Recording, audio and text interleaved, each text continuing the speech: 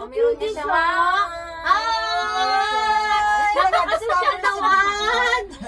Ayun, napakaganda naman ng cellphone. Palayo. Yan pala ang purpose niya. Akala ko pang call lang to, pang chat. Oh, tapos may nakita pa ako, pwede siya mag Hindi normal siguro sulat. nagbasa ng ano to.